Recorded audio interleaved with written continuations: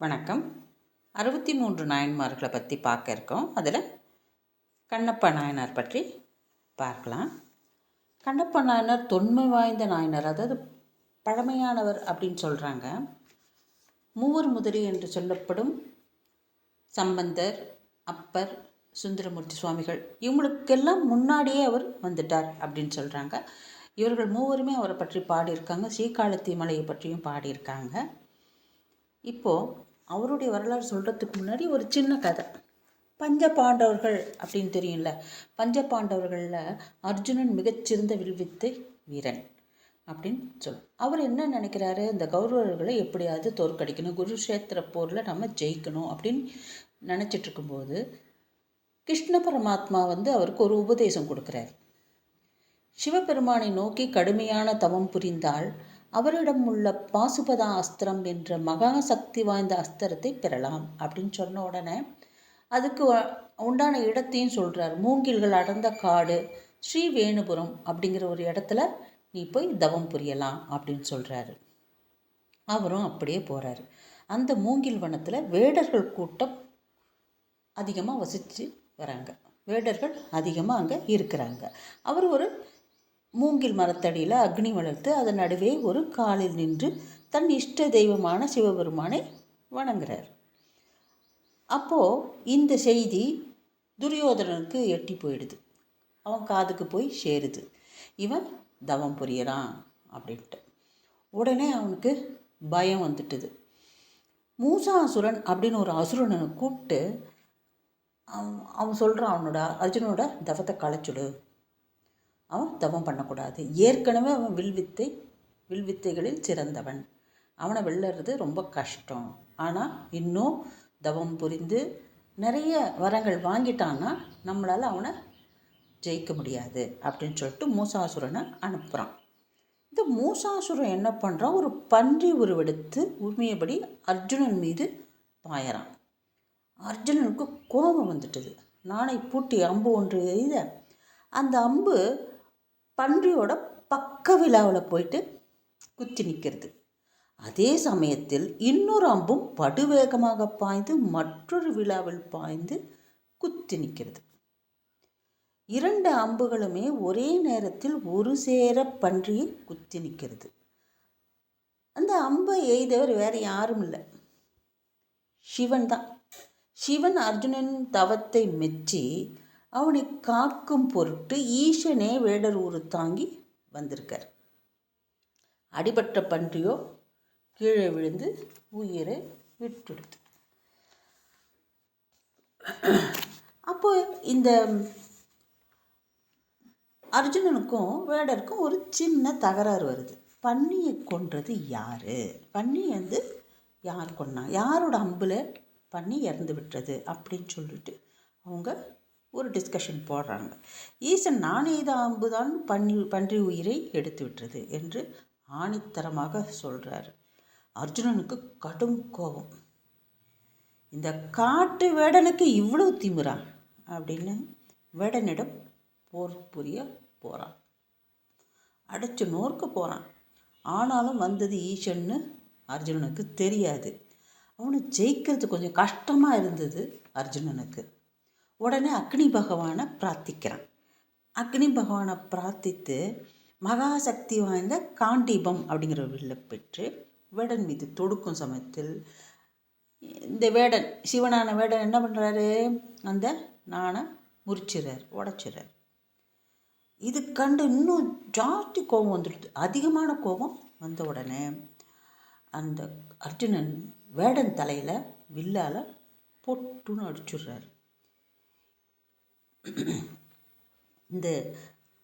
இந்த ஸ்தலத்தில், இந்த வேணுபுரம் சொல்கிறாங்க, திருவேடக்களம் அப்படின்னு சொல்கிறாங்க, அந்த இடத்துல இருக்கிற சிவனுக்கு லிங்க திருமேனியில் இன்றைக்கும் அந்த அடிபட்ட காயம் இருக்குதான். அந்த லிங்க திருமேனியில் இன்றைக்கும் பார்க்கலாம் அப்படின்னு அறிஞர்கள் ஆய்ந்து சொல்லியிருக்காங்க.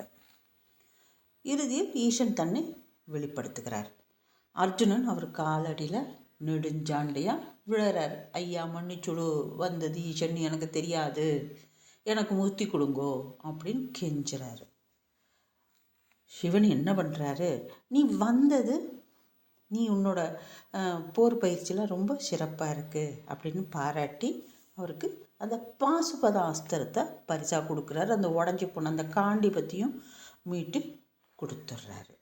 மீட்டு கொடுத்துட்டு, நீ முக்தி உனக்கு இப்போ கிடையாது, அடுத்த பிறவியில் வேடுவர் தலைவனாக பிறக்க வேண்டும். ஏன்னா இந்த காட்டு வேடனா என்னை வெல்வது அப்படின்னு இலக்கரமாக எகிழ்ந்து பேசியதுனால நீ அடுத்த பிரிவில் வேடர் குல தலைவனாக பிறந்து ஸ்ரீகாலத்தி மலையை அடைந்து அன்பினாலே எம்மை பூஜிப்பாயாக என்று அருளி செய்தாராம். இங்கே ஸ்ரீ அப்படிங்கிறது சிலந்தியை குறிக்கிறது தான்.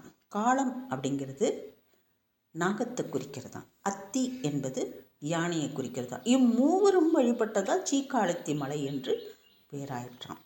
அதுக்கப்புறம் திருக்காலத்து என்று பெயர் வந்தது. திருக்காலஸ்தி என்றெல்லாம் பெயர் பெற்று அழைக்கலாயிற்று. இந்த காலத்தி மலையில் தான் கண்ணப்பரை குடுமிநாதர் எவ்வாறு ஆட்கொண்டார் என்ற வரலாறை இப்போ பார்க்க போகிறோம். சரிங்களா? இப்போ வேடர் குல தலைவனுக்கு குழந்தையே கிடையாது. அப்போது அந்த அவருடைய பிறப்பை பற்றி சொல்கிறாங்க. கண்ணப்பருடைய பிறப்பு. தத்தையாம் தாய், தந்தை நாகனாம், தம் பிறப்பு பொத்தப்பி நாட்டு உடுப்பூர் வேடுவனாம், தித்திக்கும் தின்னப்பனாம், சிறுபேர் செய் தவத்தால் காலத்தி கண்ணப்பனாய் நின்றான் கான் அப்படின்னு நக்கீரர் வாக்கிற்கு இணங்க இவர் காலத்திய கண்ணப்பரை புகழ்ந்து எழுதுகிறார் நக்கீரர். வேடர் தலைவன் நாகனுக்கும் தத்தை என்ற தாய்க்கும் மகனாக முருகன் அருளால் திண்ணன் அப்படின்னு ஒரு ஆண்மகவு பிறந்ததும். திண்ணுன்னு இருந்தார், அதனால் அவருக்கு திண்ணன் அப்படின்னு ஒரு பெயர். சிறு வயசே அவருக்கு விற்பயிற்சி அதெல்லாம் கொடுக்குறாங்க. போர் பயிற்சி விற்பயிற்சி எல்லாம் கொடுக்குறாங்க. அதுக்கப்புறம் இந்த நாகனுக்கு வயதாகிவிட்டது, அதாவது மூப்பு வந்துட்டது. அதனால் இந்த பொறுப்பை தன் மகன் திண்ணனுக்கு கொடுத்துட்றாரு. அவர் வேடர் குல தலைவனாக மாறிடுறாரு. இந்த பயிர்களை அழிக்கும் கொடிய விலங்குகளை எல்லாம் வேட்டையாடி கொள்வது தான் இவங்களுடைய வேலை. மக்களை பாதுகாக்கணும், பயிர்களை பாதுகாக்கணும், அதுதான் இவங்களுடைய வேடர் தலைவனுக்கு வேலை. உடனே பொறுப்பேற்று இந்த விலங்குகளை வேட்டையாடிட்டு வாங்க அப்படின்னு சொல்கிறாரு. அது இல்லாமல் நாகனுடைய 2 பேர் இருப்பாங்களே பசங்க, அசிஸ்டன்ட்ஸு, நாணன் காடன் அப்படின்னு சொல்லிட்டு 2 பேர் இருக்காங்க. அவங்க இருவரும் இவருக்கு நண்பர்களாக இருந்தாங்க. திண்ணனுக்கு நண்பர்களாக காட்டுக்கு வேட்டையாட போகிறாங்க. வேட்டையாடும் பொழுது ஒரு கொழுத்த பன்றி சிக்காமல் தப்பி ஓடியதாம். ஒரு குன்றின் அடிவாரத்தில் ஓடி நின்றவுடன் தொடர்ந்து வந்த திண்ணன் அப்பன்றியை வீழ்த்தினாராம். வெகு தூரம் ஓடி வந்த களைப்பில் நீர் அருந்துவதற்காக தேக்கு மரங்களை எல்லாம் அடுத்து பொன்முகலி ஆற்று ஓடுகிறதாம். அந்த பொன்முகலி ஆற்றில் போய் மூவரும் நீர் தாகத்தை தணிச்சுக்கிறாங்க. அதுக்கப்புறம் ஒரு குன்று தெரியுது. அந்த குன்று என்ன குன்று அப்படின்னு கேட்குறார் திண்ணர். அப்போது இவங்கெல்லாம் ஏற்கனவே வந்திருக்காங்க இல்லையா தலைவர் கூட. அந்த நாடன் சொல்கிறான், இது ஸ்ரீகாலத்தி மலை, இங்கே குடுமித்தேவர் இருக்கிறார் அப்படிலாம் சொல்லோன்னே, நீங்கள் அந்த அடித்த பன்றியை நல்லா தீயிலிட்டு காய்ச்சி வையுங்கள், நான் போய் அந்த குடுமிநாதரை பார்த்துட்டு வரேன் அப்படின்னு சொல்லிட்டு மலை ஏறுறாராம். மலை ஏறி போகும்போதே அவருக்கு இனம் புரியாத ஒரு மகிழ்ச்சி ஏற்படுறதா. அங்கே குடுமித்தேவர் லிங்க ரூபத்தில் இருக்கார். அவரை பார்த்த உடனே இவருக்கு இனம் புரியாத மகிழ்ச்சி ஓடி போய் அந்த லிங்கத்தை கட்டி பிடிச்சிக்கிறார். கட்டி பிடிச்சி கண்ணீர் மல்க, நீங்கள் தனியாக தான் இங்கே இருக்கிறீங்களா, ஆபத்து ஒன்று இல்லையா, கொடிய விலங்குகள் உங்களை தாக்கலையா, இப்படியெல்லாம் புலம்புறாராம் அந்த லிங்கத்துக்கிட்ட. அப்புறம் என்ன பண்ண, உங்களுக்கு சாப்பிட்றதுக்கு ஏதாவது உணவு கிடைக்குதா, சரி இருங்க நான் போய் கொண்டு வரேன். ஆனால் அங்கே ஏற்கனவே பூஜை செஞ்சுருக்கிறாங்க ஒரு அந்தனர், சிவகோசாரியார் அப்படின்னு சொல்லிட்டு ஒரு அந்தனர் ஈசனுக்கு பூஜை புனஸ்காரங்களாம் செஞ்சு வச்சுருக்கார். நீரெல்லாம் ஊற்றி பொன்முகலி ஆற்றிலேருந்து நீர் கொண்டு அவருக்கு அபிஷேகம் செய்து பூக்கள் பத்திரங்கள் இலை பத்திரங்கள்லாம் வச்சு அவருக்கு சுவாமிக்கு நைவேத்தியம் பண்ணி அவர் போகிறார். இதெல்லாம் பார்க்குறாரு. ஈசனுக்கு இப்படிலாம் செய்யணும் போல இருக்குது அப்படின்னு சொல்லிட்டு கீழே திரும்ப இறங்கி ஓடி போய் இந்த காய்ச்சிய பன்றி நல்லா பதமாக வெந்திருக்கா அப்படின்னு சுவைச்சு பார்க்குறாரு. நல்லா வெந்திருக்கு. இந்த தேக்கு மரம்லாம் இருக்கு இல்லையா, தேக்கு மரம் இலையை எடுத்து ஒரு தொன்னை மாதிரி எடுத்து அதில் வந்து இந்த இறைச்சிகளை அடுக்கி வச்சுக்கிறார். அதுக்கப்புறம் பொன்முகலி ஆற்றுக்குள்ளே இறங்குறார். இறங்கி போய் என்ன பண்ணுறாரு, வாயில் நீர் முகண்டுக்கிறார். பாத்திரம் எதுவும் இல்லை, வாய் தான் அவருக்கு பாத்திரம். வாயில் நீர் முகண்டுக்கிறார். அங்கேருந்து இந்த பூக்கள்லாம் இருக்குல்ல, அந்த பூக்கள்லாம் எடுத்து தன் தலையில் சுருக்கிக்கிறார். ஒரு கையில் வந்து இறைச்சி, தேக்கு இலை தொன்னையில் இறைச்சி, ஒரு கையில் இந்த வில் அம்பு, தலையில் வந்து பூக்களை சொருவிருக்கார் ஈசனுக்கு, வாயில் நீர் முகண்டு போகிறார் திருமஞ்சனத்திற்கு. சுவாமிக்கு அபிஷேகம் செஞ்சு திருமஞ்சனம் செய்யணும் அப்படின்னு சொல்லிட்டு போகிறாரு. போய் ஈசனுக்கு அந்த நீரெல்லாம் ஊற்றுறாரு. அங்கே சொல்கிறார் அவர் எப்படி இதை செய்கிறாரு அப்படிங்கிறத சொல்கிறாங்க. இளைத்தனர் நாயனார் என்று ஈண்ட செண்டு எய்தி வெற்பின் முளைத்து எழு முதலை கண்டு முடிமிசை மலரை காலில் வளைத்த பொன் செருப்பால் மாற்றி வாயின் மஞ்சன நீர் தன்னை விளைத்த அன்பு உமிழ்வார் போல விமலனார் முடிமேல் விட்டார். என்ன பண்ணாரா, சிவலிங்கத்தின் மேலே இருக்கிற அந்த மலர், அந்த கோசரியார் வச்சுட்டு போனார்ல, அந்த மலரெல்லாம் தன் செருப்பு காலால் அகற்றாராம். தட்டி விடுறாரு. தட்டி விட்டுட்டு தன் வாயில் உள்ள திருமஞ்சன நீரை உமிழ்ந்தாராம்.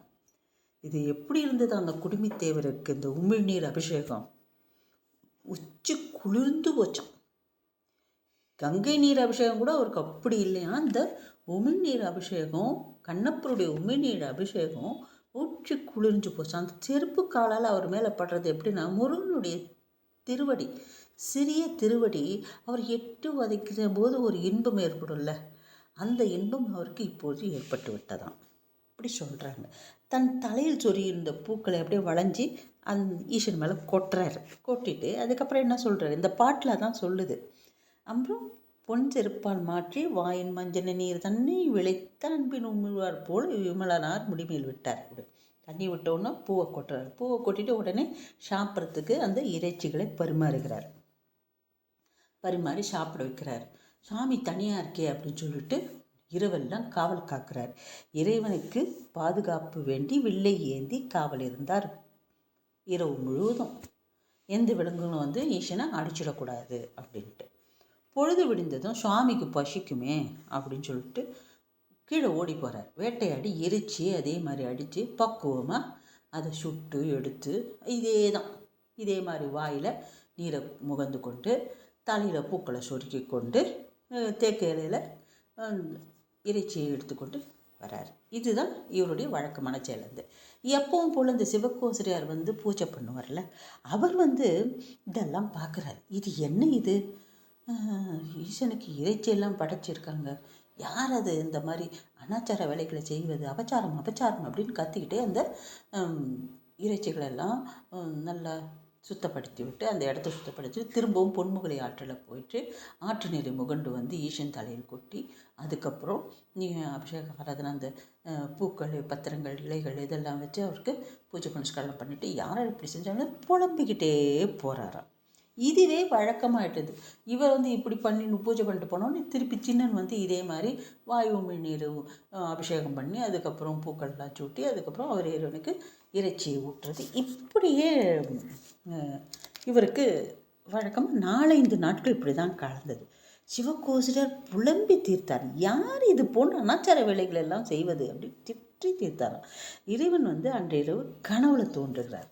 அன்றிரவு கனவின் அருள்முனிவர் தம்பாலே மின் திகழும் சடைமொழி வேதியர் தாம் எழுந்தருளி வன்திரள் வேடுவன் என்று மற்றவனை நீ நினையேல். அன்றிரவு கனவுள்ள அருள்முனிவர் தம்மாலை மின்திகழும் சடைமௌழி வேதியர். யார் மின்திகழும் சடைமௌழி வேதியர்? யார்? ஈசன். அவர் வந்து கனவுல வராராம். வன்திரள் வேடுவன் என்று மற்றவனை நீ நினையல். மற்றவங்கள மாதிரி வேடன்னு அவனை போய் தப்பாக நினச்சிடாதப்பா. அவன் அன்புறு கொண்டவன். அவன் எண்ணம் செயல்கள் யாமும் என் மேல் கொண்ட அதிதீத அன்பு தவிர வேறு எந்த ஒரு காரணமும் இல்லை. அந்த வேறு எந்த சுயநலத்துக்காக அவன் எதுவும் செய்யலப்பா. அவனுக்கு முழுக்க என் மேலே பாரபட்சமில்லாத ஒரு அன்பு இருக்குது. அந்த அன்பை நான் அவனுக்கு நிரூபித்து காட்டுறேன். நாளைக்கு வேணா வந்து பாரு, நீ நிரூபித்து காட்டுறேன். மறுநாள் இதே மாதிரி அந்தனர் எழுந்துக்கிறார். அறக்க பறக்க எழுந்து அவருடைய வேலைகள்லாம் முடித்து விட்டு ஈசனுக்கு போய் அதே மாதிரி அவருக்கு பூஜைகள்லாம் செஞ்சுட்டு ஒரு மரத்துக்கு பின்னாடி போய் ஒளிஞ்சிக்கிறார். 6வது நாள் வழக்கமாக தின்னுன்னு என்ன பண்ணுறாரு, அதே போல் இறைச்சிகளை பக்குவப்படுத்தி கொண்டு ஆற்று நீரை வாயில் முகந்து கொண்டு தலையில் பூக்களை சொருக்கி கொண்டு இப்படி வரும்போது சில கெட்ட சகுனங்கள் ஏற்படுகிறது. கெட்ட சகுனங்கள் ஏற்படும்போது பயந்து போயிட்டாராம். என்னடா இது கெட்ட சகுனங்கள்லாம் ஏற்படுது அப்படின்னு இறைவன் தன்னுடைய திருவிளையால தொடங்குறாரு. அவருக்கு இந்த கண்ணில் தண்ணி வருது, கண்ணில் ரத்தம் வருது, வழக்கண்ணில் ரத்தம் வருது. சாமியை பார்த்தோன்னா பதறி போயிட்டார், துடிச்சு போயிட்டார். பாவியின் கண்ட வண்ணம் பரமனாருக்கு அடுத்ததென்னோ, ஆவியின் இனிய எங்கள் அத்தனாருக்கு அடுத்ததென்னோ, மேவினார் பிரிய மாட்டா விமலனாருக்கு என்னோ, ஆவது ஒன்று அருகிலே நான் என் செய்வேன் அப்படி புலம்புறாரு, அழுகிறாரு. என்ன பண்ணலாம், எதுக்குள்ள ஒரு குழந்தைக்கு ஏதாவது அடிபட்டுச்சுன்னா ஒரு தாய் எப்படி பதறி போவா, எப்படி துடிச்சு போவா, அப்படி கண்ணீர் மழுக்க கதறி ஒன்றும் செய்வாது, என்ன செய்யறதுன்னு தெரியாமல் இப்படிக்கும் அப்படிக்கும் ஓடுவாங்க, அப்படிலாம் அலைஞ்சி திரிஞ்சிட்டு அப்புறம் என்ன பண்ணுறாரு, இந்த பச்சளை இலைகள்லாம் எடுத்துகிட்டு வந்து அந்த சாரெல்லாம் எடுத்து கண்களில் புழிஞ்சு விட்டோன்னு நிற்கலை, ரத்தம் நிற்கலை. அவருக்கு ஏதோ ஒரு நேரத்தில் பேசிக்கிட்டு ஞாபகம், ஒரு பழமொழி ஞாபகத்துக்கு வருது, ஊனுக்கு ஊன் என்று சொல்வார்களே, அதை செய்து பார்க்கலாமா அப்படின்னு ஒரு யோசனை தோணுது. உடனே சற்று யோசிக்காமல் அம்பை எடுத்து தன் கண்ணை குத்தி அம்பால தோண்டி எடுக்கிறார். அந்த கண்ணை தோண்டி ஈசன் கண்ணில் வச்சு அப்புறம்னா இந்த ரத்தம் நின்று போச்சான். ரத்தம் நின்று போனோடனே ஆடி பாடி மகிழ்கிறாராம். ஐயோ பரவாயில்ல, நின்ற செங்குருதி குருதி நின்று போச்சு, நின்ற செங்குருதி கண்டார், நிலத்து நின்று ஏறப்பாய்ந்தார், கூத்தாடினார். அப்படியே குழவை பாடுறாரு. ஐயோ ஈசனுக்கு நல்லா ஆயிடுச்சு அப்படின்னு சொல்லிட்டு பாடும்போது சோதனை மறுபடியும் என்ன பண்ணுறாரு, ஈசன் திருவிளையாடலை மறுபடியும் ஆரம்பிச்சுட்டு மற்றொரு கண்ணிலேருந்து ரத்தம் வழியுது. இடக்கண்ணில் குருதி வழிந்தது. இந்த கண்ணியும் தோண்டி விடலாம், ஆனால் இறைவன் கண்ணிருக்கும் இடம் தெரியாதே என்று எண்ணி அடையாளம் வேண்டி தன் செருப்பு காலால் இடக்கண்ணில் ஊன்றினார்.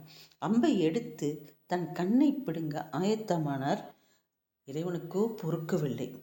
நெல்லு கண்ணப்ப அப்படிங்கிறாரு. நெல்லு அப்பா, வேண்டாம்ப்பா, அந்த கண்ணையும் பிடுங்கிடாத ராஜா அப்படின்னு சொல்லி கையா பிடிச்சிக்கிறாராம். அந்தனருக்கு வேடனை தவறாக எண்ணி விட்டோமே என்று வருத்தம் அதிகமாகி விட்டதாம், வெட்கமாயிட்டுதான். நம்ம பூஜை புனஸ்காரம்லாம் என்ன, நம்ம பக்தியெல்லாம் எந்த முனைக்கு, இவரோட அன்பு முன்னாடி நமக்கு எந்த ஒரு இதுவே இல்லை, இதுக்கு ஈடு இனியே இல்லை அப்படி சொல்லிட்டு வெக்கி போனாராம். தேவர்கள்லாம் பூமாறி பொழிஞ்சாங்களாம். ஈசன் கண்ணப்பர் எப்போதும் நீ என் மலப்பக்கத்திலே நின்று இருப்பாயாக என்று அருள் செய்தாராம். ஈசர் கண்ணப்பரை அப்பா என்று அழைத்தாராம். மணிவாசகனார் கண்ணப்பனை பற்றி சொல்றார். கண்ணப்பன் ஒப்பதுவோர் அன்பு இன்மை கண்டபின் என்னப்பன் என்னொப்பு இல், என்னையும் ஆண்டரளி வண்ண பணித்து என்னை வா என்ற வான்கருணை கண் பொன்னீற்றக்கே என்று ஊதாய் கோத்தும்பி அப்படின்னு பாடுறாரு. தும்பியை பார்த்து பாடுறாரு அவர். கண்ணப்பன் மாதிரி ஒரு அன்பு நம்மளாம் பண்ணலை, ஆனாலும் என்னையும் ஆட்கொண்டு விட்டார் அப்படின்னு சொல்லிட்டு மாணிக்கவாசகர் பாடுறாரு. இதே சுந்தரமூர்த்தி சுவாமிகள் தன்னுடைய திருத்தொண்ட தொகையில் கலைமலிந்த சீர்நம்பி கண்ணப்பர் கடியேன் அப்படின்னு புகழ்ந்து பாடுறார். இதுபோல் கண்ணப்ப நாயனார் உலக பிரசித்தி பெற்ற ஒரு வரலாறாக இன்றைக்கும் திகழ்ந்து கொண்டு இருக்கிறதுனா, அன்னைக்கு அவருடைய அன்பு தான் ரொம்பவும் சிறந்தது. அன்பே சிவம் என்ற வாக்கிற்கு இணங்க கண்ணப்ப நாயனாரை வணங்கி நலம் பெறுவோமாக. தேங்க்யூ.